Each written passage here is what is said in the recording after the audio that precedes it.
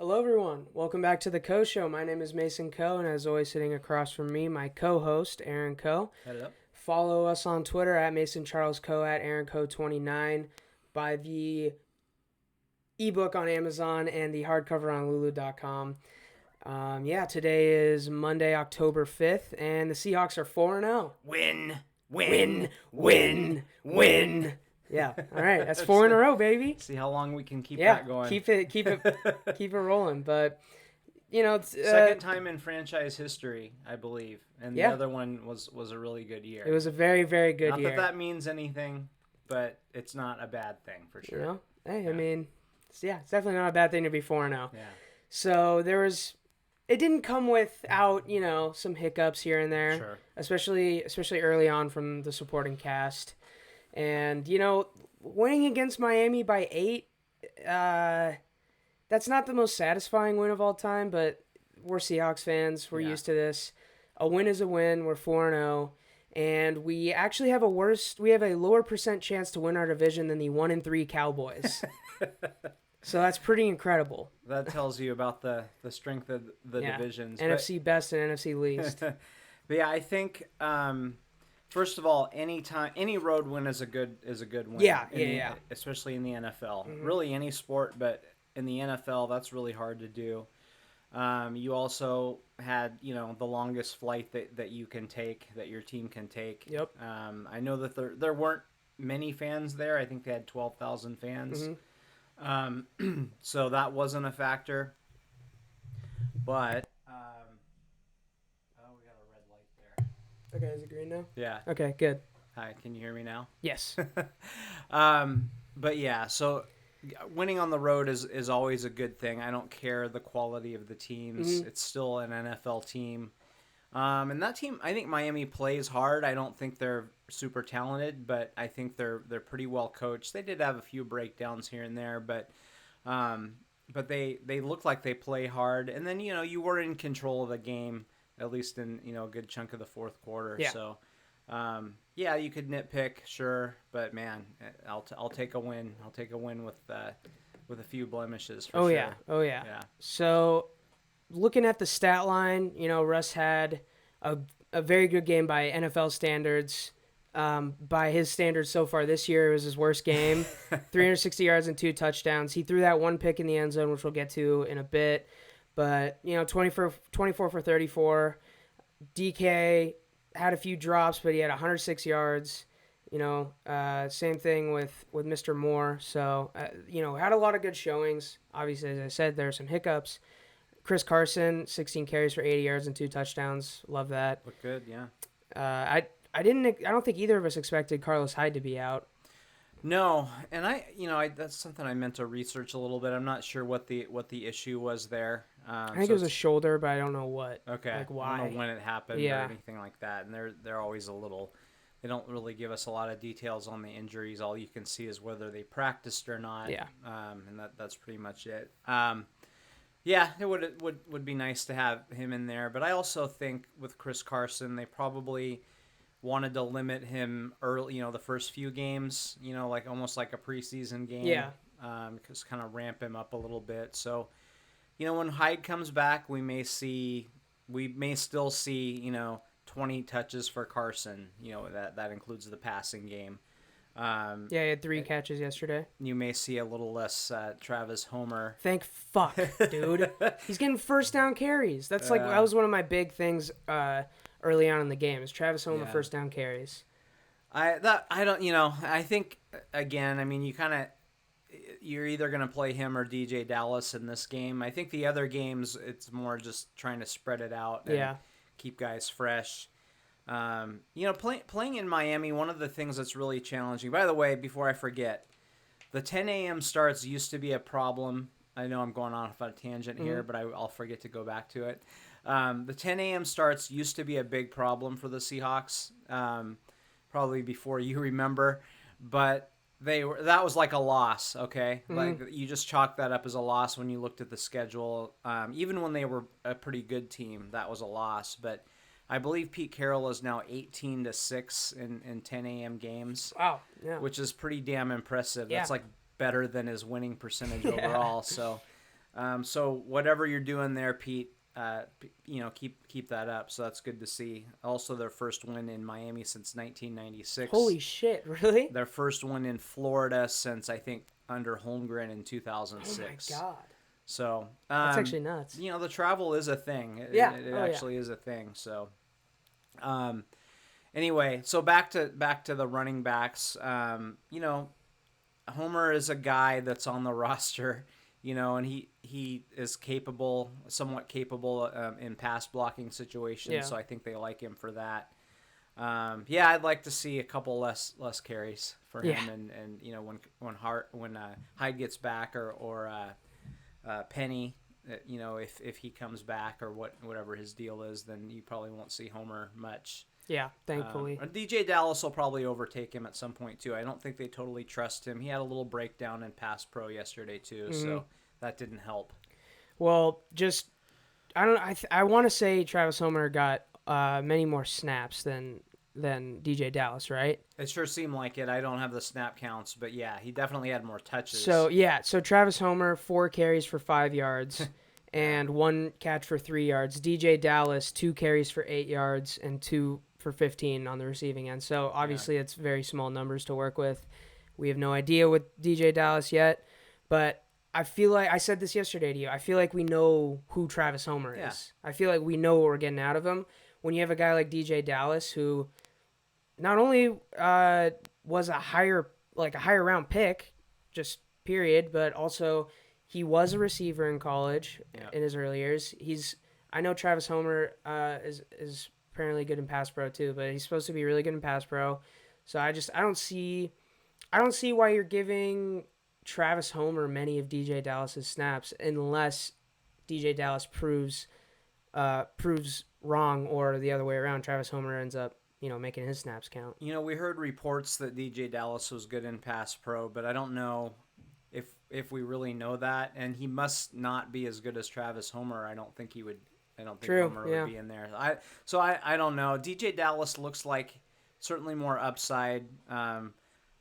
He looks like he has more wiggle with the ball in his hand. Homer just sort of runs into guys and gets tackled. And doesn't break tackles. He doesn't either. have the size, Yeah. He looks like a special teams player to me.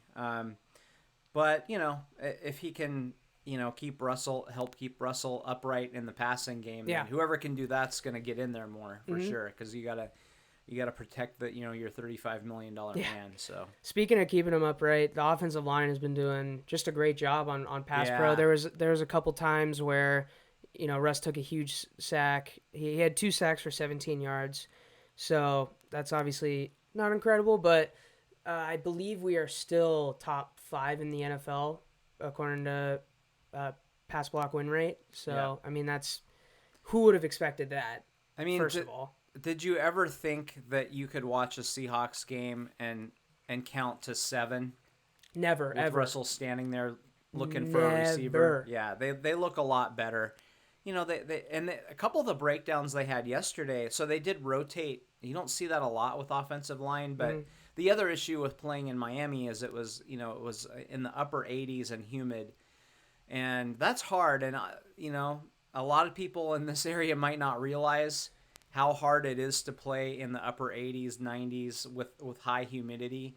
It's like playing at elevation. I mean, it's different than that. Yeah. But you're like, why am I so exhausted? Yeah. That's what humidity does to you too. So they did want to rotate some guys. So you saw a couple of the offensive linemen come out from time to time. So one of those, I don't know if it was a sack or when he got hurried, but it was 74 Obui, yeah. Cedric Obui. Like he's not going to be in there in a game in September or December unless a couple guys get hurt. But so that was part of it. But yeah, they just look really good. Mike Solari has been a respected offensive line coach in this league for a long time. Holmgren had him actually in Seattle. Oh, I didn't know that. Toward the end, and really Holmgren talked very highly about that hire.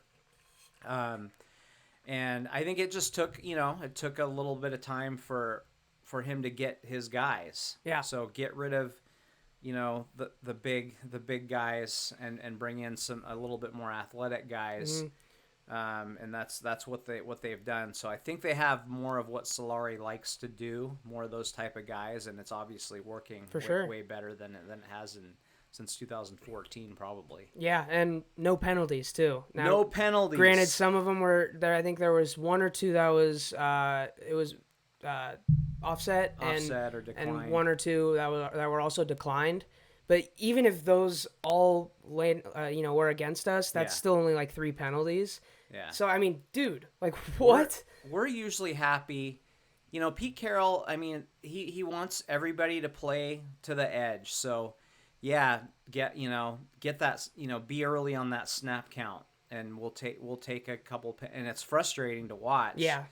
But I think he wants them right on that line, and sometimes they go over it. So yeah, normally you watch the Seahawks and hey, single digit penalties. That's usually what we're rooting for. Just don't try to avoid huge penalties and try to avoid double digit penalties. And for them to have 0 penalties, that's amazing to me. Never thought I would see that. Pete Carroll. No, never. I would have never expected that. So I guess let's just start going through the game a little. Early on, wide receivers were really costing us. DK had a drop. Tyler Lockett had a very uncharacteristic drop where he tried to catch it with his body all weird. It was kind of in a weird spot. Someone on Twitter, one of the reporters said that he had, I think he's had one drop in the previous 2 seasons. I believe that. And I don't remember him ever dropping a pass. I can't picture it. Yeah. And it when it happened, it must not have been at a critical time, because that's usually the ones you remember. Yeah, and so that was surprising. That drop in particular it didn't end up fully costing us the game, but it was pretty big at the time. It was big. For a first down. Was it on third down? It was on third down, and so was DK's drop. He had 2 brutal drops on third down. I don't remember if this was. That's why the game was close. Yeah, seriously. Yeah. I don't know if DJ Moore ran the wrong route, but or I don't know if it was on third down, but DJ Moore ran a wrong route. Who? Or not? Sorry, not DJ Moore. I'm thinking of the guy on. So David Moore. David Moore. Yeah, I was thinking of the guy on the Panthers. Yeah. Yeah, Gotcha. David Moore. David Moore ran the wrong route. I can't remember if that was on third down or not. And this is where we started seeing a few first down carries of Travis Homer going nowhere. And that was bugging me because especially it was in the first quarter, and with Carlos Hyde out and apparently Chris Carson's healthy, I'm glad that he didn't get 20 plus yesterday just for his own health, but I still don't understand if we're going to run the ball on first down. I guess, maybe we're trying to look like we're passing, but Travis Homer's not a good running back at running. No. So it's I would like to see less of that for sure. Yeah. I'm hoping DJ. I said this, and I'll say it now. I'll say it now on the broadcast, so it's out there. Okay. Till the end of time. All right. I think DJ Dallas will, because unless they re-sign Chris Carson, I kind of hope that they would re-sign him for a good number for the Seahawks. Yeah. But I kind of think someone will offer him a bigger bag. And he'll take it, which he should. Take it. Which he should, yeah. Because he's not making a ton of money by NFL standards right now. No. I think DJ Dallas will have 1,000 yards Woo! next year. Yeah, so just put that out there. So I would love it. I think but they're going to bring him along slowly, so we may not see a lot this year. But yeah, so yeah, the Travis Homer carries, those are hard to watch. Tough. He just doesn't have the elusiveness or the size that you want as a running back right now. So, it was good. Or to Ryan Neal, he's just in the Johnny right place on the spot. Yeah, which there is something to say about a guy being in the right place at the right time. Yeah. I mean, the Dak interception was a complete duck in the end zone, and the other one got tipped right to him. But hey, Jamal Adams has 1 career interception. Ryan Neal has 2. Yeah, that's all I'm gonna say. Crazy? That's all I'm gonna say. And I didn't, to me, DBs. There are a couple things about DBs. So you want to most of the time you don't want to notice them. Yeah. Okay. Because if you don't notice them, that means they've covered their guy. Mm-hmm. So you hope when you do notice them, it's either a big hit on somebody, on a running back, or somebody else's ball that got caught, not their receiver, or obviously an interception. So I didn't notice him in the passing game much at all, which tells me he was doing his job. You know who I did notice? Who? Trey fucking Flowers. Yeah. He's always like top 3 or 4 in tackles on our team. Yeah. Because he just lets a guy catch it, and he's just close enough to where he can instantly tackle him, but not close enough to break it up or anything. Trey Flowers is pretty maddening. Yeah. But Seahawks, they're playing a lot more cover 2 this year, so two safeties back. Yeah. As opposed to their old single high safety that they, had during the best of years. So one of the holes in that is as that corner, you don't want to give up a double move down the sideline, and you kind of have to keep an eye on a slot guy coming across the middle. To your side in that zone. So I think he does play a little soft, but it's a combination of him not quite being there, but also that's a hole in that zone. And, you'll take a few of those per game. True. Too many. Yeah. But I was encouraged, again, Miami, not the fleetest of foot at receiver, but they didn't give up, they gave up, I think, a screen pass to the running back, for 25 yards or so. But really, they didn't, so who's their stud receiver to Miami? Devontae Parker. So he was banged up, but he had 11 catches, but I think it was for like less than 10 yards per reception. Yeah. So you'll take that if they can just avoid disastrous plays like they had against Dallas. Mm-hmm. Then that's kind of the new normal during these difficult times with our secondary. That we're just gonna have to accept some of that, the bend but don't break, but they were bending and breaking earlier in the season. So. Yeah, and another point that, oh man, dude, bending, I guess this falls under bending but not breaking. KJ gave up like 9 points by himself. Yeah, so that he had 3 drop picks. I know 2 of them for sure led to 6 points. Yeah. 100%. Yeah. 2 of his drop picks led to 6 points. And before we'll get to the end of the half, end of the first half in a bit, but before that last score, it looked like that was a really, really big deal. Yeah, it did. Those 6 points. Yeah. So KJ, he did later on, lay some real nice hits. Yeah. He actually played a great game. I know. Could have had 3 picks. I know. It's So they did something very different with him in this game. So you lost Bruce Irvin, and then now Jordan Brooks is out. So shit. I think his is short term, but he didn't play in this game. Okay. So what they did was they had KJ switching back and forth between the two linebacker spots, Mike and Sam. I think they are. Yeah, if I remember right.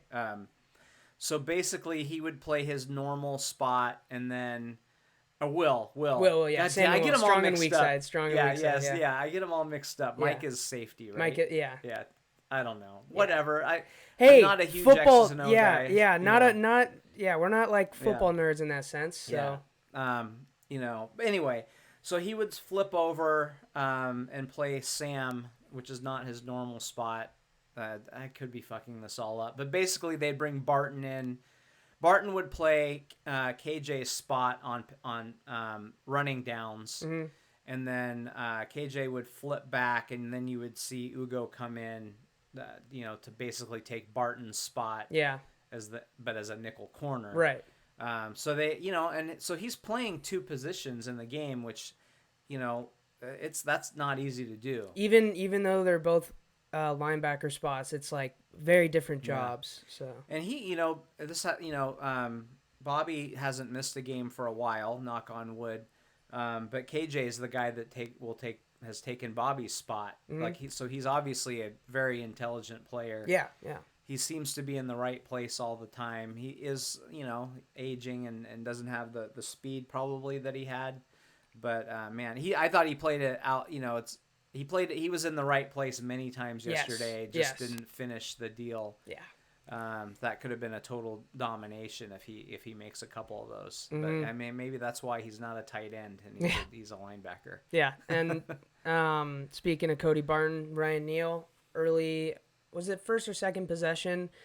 Cody Barton tips it up to Ryan Neal, and it was a great play. It was a great play by Cody Barton, and I'm hoping maybe he's gonna be pretty solid. He's gonna be able to cover a little or whatever. Yeah. And yeah, Ryan Neal, right place, right time. Something to say about that. I don't know what it is, but hopefully he can continue to kind of not mess up, and if something gets tipped in the air, maybe he'll be there. And I think maybe that was Mayowa that came around. Mayowa. Yeah, I don't know who the hell he is. But he came around and got a piece of Fitzmagic's arm on that, and that led to all the other things happening. And what I've heard is they had a double move against Trey Flowers. Oh shit! So he was winding up. So he was not throwing the ball where the ball ended up going. Interesting. Okay. I haven't seen this, but I this is what I've heard, that they had it. So if he makes an accurate throw, that might have been that'll be really an interesting all 22 thing. Watch. Yeah. So that was a great play by three guys, I think, on that. So yeah, good to see that. So we could cover up one of Trey Flowers' errors. So. Mm-hmm. And you also had Ugo and Neal making other plays too, breaking stuff up, making tackles. So, they look good. And all I wrote down is Flowers was looking sus. And apparently he really was, if they had that double move on him that we neither of us knew about. And this is where the first KJ drop pick comes in, and they get their first 3 points. Yeah. So, obviously, like we said, KJ looked really good. But at this time, this seemed pretty big. This seemed really big. So, and then against a better opponent, we got to have those. Oh yeah, and that's the thing. We there were these little mental lapses, or I guess physical lapses or whatever. Like, it's okay this week. Yeah. Let's leave him in Miami. Yeah. Go hit the jugs machine, KJ. Yeah. Seriously. But yeah, Ugo. You just mentioned him, and I didn't really notice him except for when he made some plays. I didn't notice him. He had a real nice pass breakup on, I forget who it was, on one of the receivers though. Yeah. Yeah. He, in general, I mean, weirdly enough, this might be our best DB week. Yeah. Weirdly enough, I mean, Ugo, I don't think the coverage has ever been an issue. I think the coverage has been, he can be blocked pretty easily in the running game. I think that's really probably what Pete Carroll doesn't like as much. So that's why they wanted a bigger guy in there. So, for sure. But I think he's playing really well. Yeah. Oh yeah. It's the best we've looked in that spot for a while. 100%. Yeah. All right, and then in the second quarter, if you're ready to move on to there. Yep.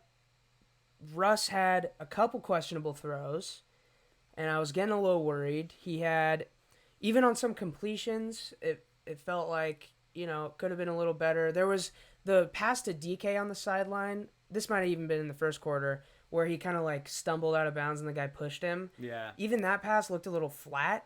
Did. It was still a great pass, but it looked a little flat, especially for Russ. We know how he likes to, touch the ceiling with it. Yep. So, I was getting a little worried about Russ.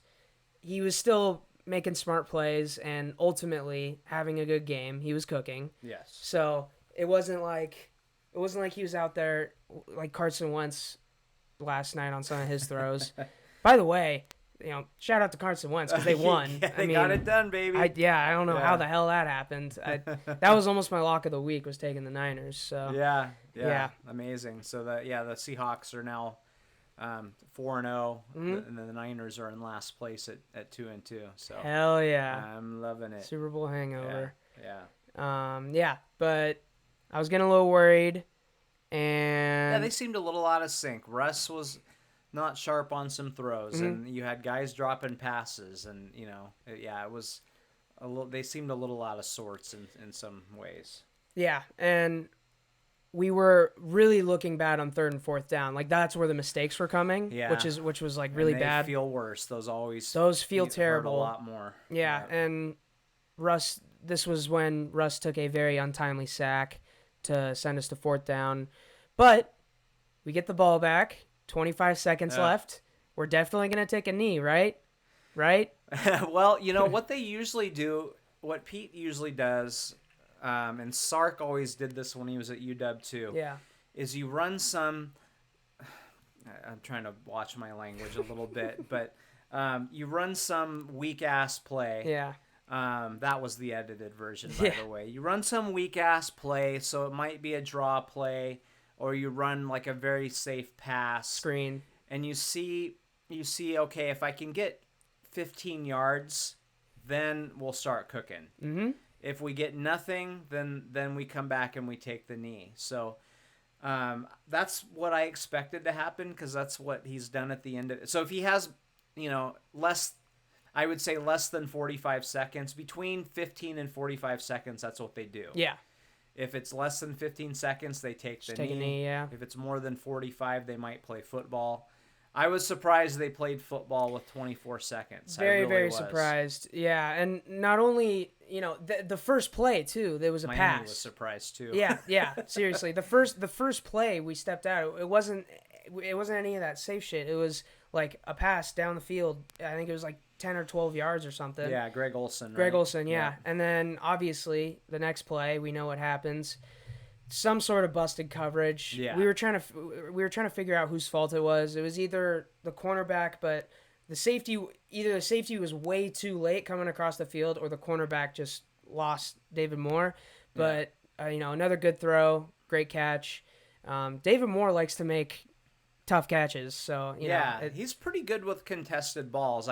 His problem is route running and consistency. Yeah. But, he's got some giddy up, and and he'll catch a contested ball. But yeah, that was awesome. I mean, I think you had the corner. They weren't on the same page. You had the corner thinking he had to watch the guy crossing, and the safety was playing the other side. And yeah, I mean, it wasn't even a double move. Like he just basically ran down to that spot. Yeah. So. That was huge. Shocking, and I was glad to see them go for it there. Yeah, and then an absolute laser to Travis Homer. Thank God he caught it. Yeah, and those are. Let me tell you, you can ask Aaron Fuller. Seriously, trying to catch balls from Jacob Eason last year. Slants going at 90 miles an hour. When hour. you throw a fastball 6 yards, like try to catch that. It's hard. That's really hard. Yeah. So, that was a nice play by a young player who, he's a running back. Yeah. Good pass too. And was I the only one that because he sat back there for a minute, and Homer was not the primary receiver. I think it was Greg Olsen, going to the outside of the end zone. So was I the only one that I think there was 3 seconds left. I was like, he ran out of time. It seemed like that 3 seconds took like 9 seconds. Yeah. Because I'm like, in the internal clock, I wasn't looking at the clock, but I'm like, throw the ball, throw the ball, throw the ball, throw the ball. And, I saw tweets about that too, which was weird. Oh, yeah, Everyone felt like that. Yeah. I don't know. Maybe they actually messed up something with the clock, but yeah, and they did have some clock issues. So maybe they did give us a couple extra seconds. Who knows? But yeah, obviously, all is well that ended well. That was so great just to see them again. It probably took a busted coverage, but just. Hey, I go for a field goal anyway. See if you can move down the field with 25 seconds. The fact that they're sending David Moore down the field, even they're making him run down the field, is a good sign, because that's an option. So, it was like very, very exciting to see that, and they went for it on 4th down earlier, and it didn't work. Mm-hmm. But you let Russ cook people. Yeah, you can't complain about that, and that was the one where number 74 got destroyed. But you know what? They're going for it, man. Yeah. I mean, they haven't dialed it back at all. So. I would way, way, way rather see Cedric Ogbuehi give up a shitty sack like once every however many times than have one single more 4th and 1 that we kick a field goal on. Yeah. And then I kind of just went missing for the third quarter as far as taking notes. So Right, I feel like there wasn't even a ton that happened in the third quarter, honestly. It was a pretty ugly football game in the third quarter. Yeah. I think I just didn't even.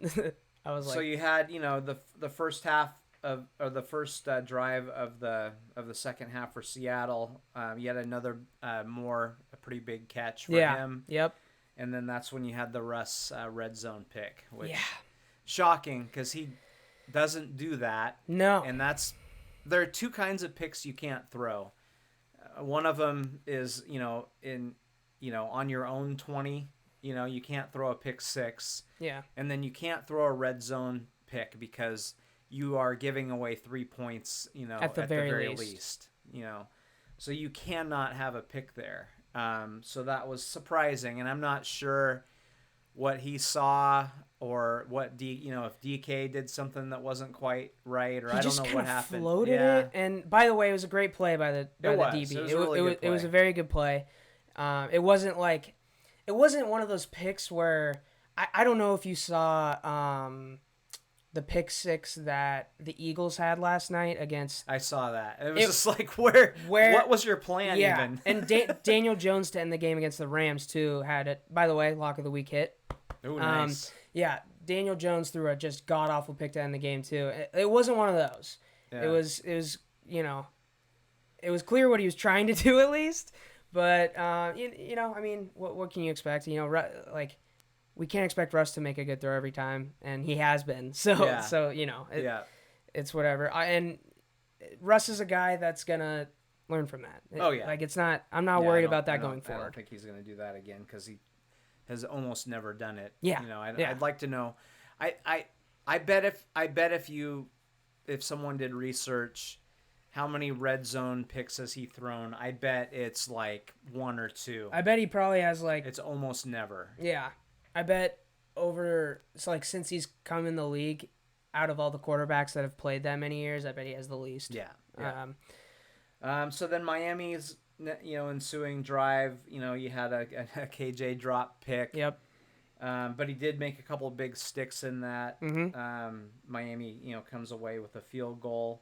So By the way, our red zone defense looked really good. Yeah, I mean, no touchdowns. Yeah, we gave up 5 field goals or whatever. And I think that's going to be their plan, just try not to give up touchdowns. Mm-hmm.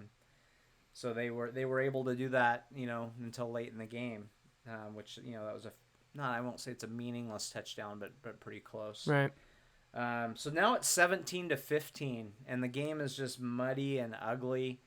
You're like, man, 17-15. Yeah. You're just not feeling great. Like it only takes one bust, for things to go the wrong way. Mm-hmm. But then you had Moore gets a touchdown, I think. Let's see, touchdown to. So there wasn't much that happened for a while there. It was a pretty. Yeah. I think that's why I wasn't taking notes. Not a lot was happening, but yeah, 17-yard touchdown to David Moore. That was that the one where he kind of went up over and got his feet in? Yeah. That was a really nice catch. It was a really nice catch. A good throw too, good high point. Yeah. That was cool to see. And then you had Fitzmagic threw a pick. Mm-hmm. And then the final touchdown, you had a big gain. So if you have DK Metcalf on your fantasy team, you're probably disappointed that Chris Carson vultured that one. Yeah. But yeah, he gets the big gain. Mm-hmm. He ended up with over 100 yards receiving on 4 catches too. So yeah, he's averaging over 20. I think it's over 25 yards a catch or something like that. Yeah. Right around 25 yards a catch. So you had another. Chris Carson gets his second touchdown of the game. Yeah, and then so for the rest of the game, do you know the time of that? Do you have the box score? Yeah, I do. What was the time in the game when they went up 31-15? When they went up 31-15, that was 4 minutes left. Okay. Exactly. So 4 minutes. So now you're in the they'd have to score quick, get a 3 and out. And then score quick again. Yep. And get 2-point conversions to tie the game. So you're feeling pretty good. So they played their soft, let them, you can have 9 yards all day long, but we're not going to give up a big gain. So they did drive down and score. Mm-hmm. And, 2 minutes.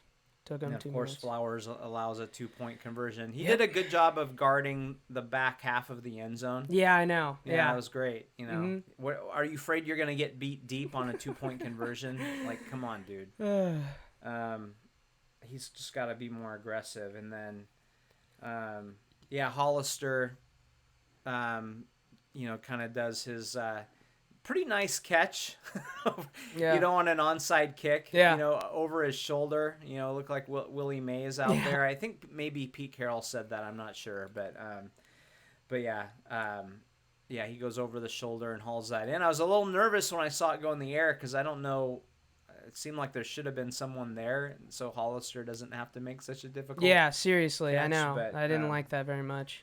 But he did a good job there, and there you go. And by the way, at the very end of the game, was there not? I don't know. I just want to talk about Shaquille Griffin too because he actually played really well. He had a nice pass breakup, and I thought am I tripping? Did he not have a pick? I thought he had. Didn't he have one? Or am I crazy? Yeah. Okay. Yeah, he did. Yeah. Okay. It was. That was the later one. It was. Yeah, but it was. I thought it was later in the game. It was before we went up 31-15. Yeah. So I just. Yeah. Anyway. So yeah, I think he looked good. He's playing aggressive. Yeah. Which I think Trey Flowers needs a little bit of. I don't want Trey Flowers playing too aggressive. It's hard because you don't want to give him a double move. Yeah. But you also don't want to bleed out slowly either. I mean, ultimately, if Shaq is playing aggressive and making plays and Trey is giving up things here and there, I will take that this year. Yeah. I will take that. I think overall the defense had its best game. Yeah. And it's against this Miami team. Not a great team, but I think there really is something to be said about Brian Flores and the chemistry he's kind of put together with them because it's amazing. I've said it a couple times already. He got them to win games when everyone in the front office was trying to lose, and he won games late in the year, which so you are 16 weeks. Okay, so this is week 17. You're 16 weeks in.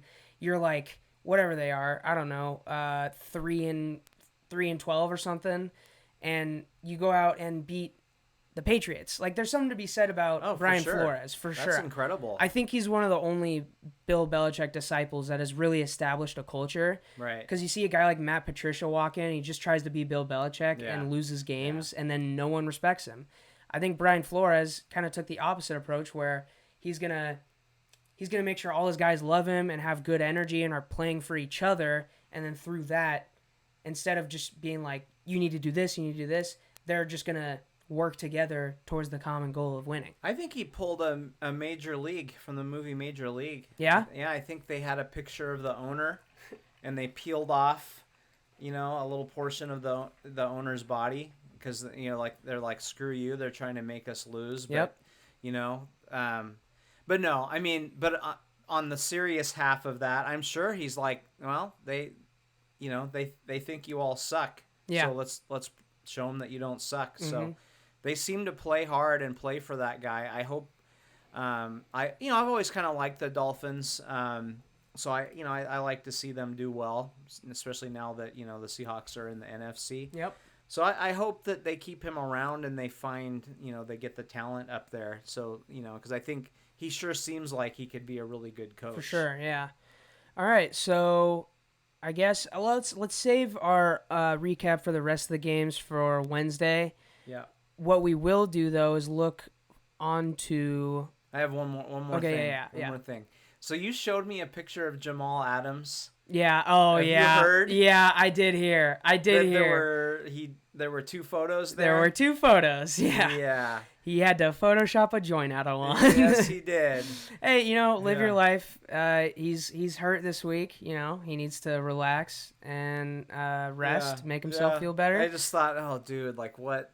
Come on, bro. That's like the one thing you gotta. Yeah. Oh my gosh. Now the good news is that you in the NFL you don't get suspended for that anymore. Nope. So, we might have been freaking out about that. Last year. Yeah. So. Seriously. All right. Anyway, yeah. Yeah. Moving on. Looking on to the Monday night football games. The early one is Patriots-Chiefs. The later one is Falcons-Packers. Let's talk about Falcons-Packers first, because the Falcons fucking suck, and the Packers are gonna cover that game. They're giving them 6 points. They're gonna cover. It's hard to imagine. I mean, the Falcons might be up in the second half. True. Yeah. I don't know. Yeah, it's hard to imagine that. Now they did play. Last year, they saved Dan Quinn's job by winning games down the stretch. True. But man, I've never seen a team, especially with a defensive-minded coach. I've never seen a team just completely fold so much. And starting with the Super Bowl that they lost, you're up, what was it, 28-3 or so, or whatever it was, and they blew that one. Yep. And it just, man.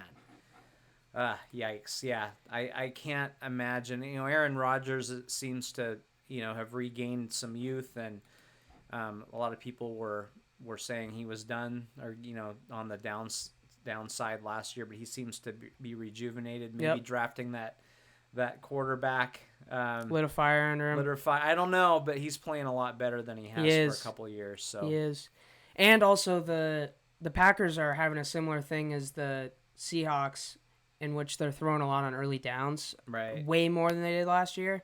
Aaron Jones is a great running back. He's having a great season, but I think a testament of that, that's a testament to them embracing analytics a little bit more too, as well as the Seahawks have. So fun fact, tonight I actually have a pretty interesting fantasy night coming up, because I'm basically tied against the guy I'm playing against, and I need Calvin Ridley, who at this point is a wide receiver 1. It was a great draft pick by me. Yeah. Travis Kelce and Patrick Mahomes to outscore Aaron Rodgers and Aaron Jones. Aaron Jones. So, yeah. That sounds promising. Mahomes, Kelce, and Ridley need to outscore Aaron and Aaron. So, right. I think I got it, but yeah, it's actually going to be, gives me a reason to watch tonight. So, yeah, and my lock of the week. So I'm 5-0 right now because the game didn't happen yesterday. It's gonna happen at 4:00 today. Yeah. But I thought Miami. I thought New England would keep that game close enough. I think it was a 7-point spread. It's 10.5 now. Now it's 10.5. So are you still gonna? You can revise your take, or you can switch it to the Green Bay game if you want to switch your. Because no one, you couldn't expect. You made this pick before Cam Newton was out. By the way, Cam Newton has COVID. I think everyone knows that by now. Well, the main thing I want to say is, if you haven't called your bookie yet, don't call him. Don't listen to my lock of the week now. Yeah. So that was obviously, hey, it's, COVID, shit happens. But yeah, so that, I think it was a 7-point spread, and I thought New England would keep that game close. I don't think they can now because Cam's not playing, right? You don't believe in the steady? No, he's not. Cam can't play. So the thing that Cam Newton does for you, and I don't like Cam Newton as, you know that. I've never thought of him as a quarterback that I would ever want to have on my team. But what he will always do is keep a game close, because when he's healthy, he's so hard to tackle. For the record, I would like to have Cam Newton on my team if I didn't have Russell Wilson. No thanks. Give me Geno frickin' Smith. Jesus. No, I don't think he's going to win you a Super Bowl. I know he got there once. But what he can do, he's a problem. He's tough. He's a tough guy to defend. So he will, just with his running ability, when he's healthy, he will keep a game close. So that's what I expected. I don't think Stidham has the guys around him he needs to score points. Stidham needs receivers. Cam Newton doesn't need receivers. I would agree with that. So I think I don't think I would bet either way on that game now. Do you want to switch your pick to the Falcons-Packers game? Well, that's not your lock of the week though. All right. Let me switch my lock of the week. Yeah. Give me the Packers. Yeah, I'll allow it. it. By the way, how about this? If we have the opportunity to clear up our locks of the week due to COVID-related illnesses, COVID-related things, then we can switch. You know what's going to happen now? Oh yeah. Falcons are gonna blow out the. Yeah, Packers. and the Chiefs are gonna win by 6 points. Yep. For sure. Some garbage touchdown at the end. Yeah, but. Yeah. So, I guess let's make our actual predictions. We both predict Green Bay will take the 6 and probably double that. Patriots, Chiefs, Kansas City -10.5. So basically, you're asking yourself, can Jared Stidham put up like 27 points? Yeah. Like, can he? Can he do that? I think New England will muddy this up a little bit. So I don't know that KC is gonna. They may get into the low 30s. But they're probably gonna. Bill Belichick's still there. So I think they're gonna muddy that up a little bit. But yeah, I don't know how they can score points. I don't. What do they have that? So who are you taking then -10.5? I would, if I have to pick, I would probably still go KC. But I'm not betting against Patrick Mahomes. Yeah. But man, that's a lot in the NFL. That is a lot of points. Actually, but wait, now I'm betting against Bill Belichick. No. Yeah. My 2 rules are don't bet against Patrick Mahomes and don't bet against Bill Belichick. Yeah. You know what? I'm gonna take the Patriots actually. Okay. All on right. second thought. Yeah. I would absolutely not put a dime on this game. No. Yeah. Yeah. Because I don't know. There's too many things that can happen. But. Yeah. All right. Well, do you got anything else? I mean, we will cover at least the interesting points that we feel of this Sunday's slate on Wednesday, as well as the NBA game that occurred last night. And by the way, congratulations to the Seattle Storm for moving 1 win away from winning yet another WNBA title. I mean, they're going nuts. Breanna Stewart, I think she's shooting about 22 for 35 or something this series. So Sue Bird had 10 assists in the first half of the last holy game. shit, I did not see that. I think That's she crazy. finished with 16. Damn. And I mean, she's, one of the greatest athletes to ever come through the city. Yeah. Without question. I mean, just the championships, the high level performance that she's had. Oh, Siri's talking to me. She's done incredible things. Yeah. And I'll admit I haven't seen a lot of it. No, But she deserves to be celebrated as an icon in the city. Oh, 100%. Yeah. Yeah, in a completely informative way, not a shot at all. I don't watch the WNBA. Yeah. I just want people to know that. So when I talk about the WNBA, just know I don't know what I'm talking about. I might say some really dumb shit. Yeah. I don't really either. But the little bit that I have, it is fairly entertaining. I mean, it's a pretty good game. Yeah. It's, as long as you don't care too much about dunks. Yeah. No, and I will say, especially as you get higher up, it's less of like just kind of a slower game, and it's just a different brand. It's like, it's not necessarily like, the physical speed might be a little slower, but as far as the pace and like they're swinging the ball, they're passing, switching moves. So like, it's just kind of a different brand of basketball that, if you're used to watching the, LeBron, like, and Giannis, it takes some getting used to. But yeah, I'm definitely going to be watching Game 3. They run a lot more offense. There's a lot less give the ball to my best player and make a play. Mm-hmm. Like, they actually swing it around, like you said, and yeah. So yeah, it'll be fun. I wish them luck and bring another shit back to Seattle. That'd be awesome. Well, yeah, I know. I'll have that on. It's right before Game 4 of the NBA final. NBA final. Yeah. So yeah. Yeah, check that out. Toss that on for sure. Yeah, I mean, you got anything else to say? No, just like I said, great. Any road win is a great road win. It wasn't always pretty, but it's still a win in the win. It's still in the win column. You're 4-0. There are only 2 teams in the NFL right now that are 4-0, so that's pretty exciting. So I'd love to see them take it against Minnesota next week, and let's go for 5. And one last thing, you stupid bitch, you better like and subscribe. All right. Hopefully, your mom is not the only one that's listening this far. Yeah. Seriously. Actually, I don't think she listens to us. Either. No, I wouldn't if I were her. So, let's see. We should make a. Let's see. What if she hears this? What should we offer her? What could we do? Like, I will go. You know what I'll do? I will go. I'll give her one free Mason Go Gets You Starbucks pass. If she all right. If she hears this. If you hear this, yeah, let's call that out. Yeah, seriously. Yeah. All right. All right. So yeah, thank you guys. If you made it this far, don't know why, but you're dope. So yeah. Thank you so much. Thank you. Like, subscribe. Ebook on Amazon, hardcover on Lulu. Hardcover's not on Amazon yet. No, it's not. I don't know what the hell's going. Fucking COVID. That's all I got for you. Yeah. All right. Yeah. And check us out on Twitter at Mason Charles Co, at Aaron Co 29. And yeah, goodbye everyone. See ya.